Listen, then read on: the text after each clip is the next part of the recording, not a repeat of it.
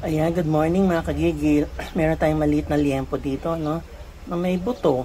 Pakuluan natin tapos piprito na lang natin parang lechong kawali. Ano? Ayan na lang ating ulam mamaya.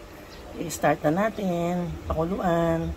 Check muna po natin, ano? Oh, ayan. 15 minutes pa. Ulit na po yung mantika. Prituhin na natin. Ano? Dahan-dahan kayo, titilansek! Kaya din. Yan, pagbabalik na rin po natin, patayin muna po natin yung kalan, no? Para hindi kayo matilansikan. Okay, hanguin muna natin siya.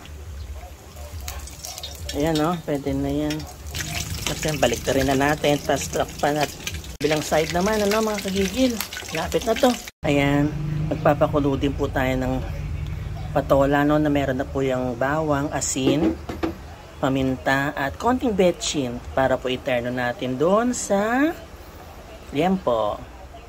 Do-double fry po natin siya, no? Para lumutong. Ayan. Double fry po natin siya sandali para lumutong talaga. Ayan. Ayan. Wow! Crunchy na siya. Dala na nating slicing. Kaya na tayo mga kagigil. Diyos ko, ayan na po ang ating liempo lechon kawali. Diyos ko, ang sarap-sarap mga kagigil. Kagigil. Kaya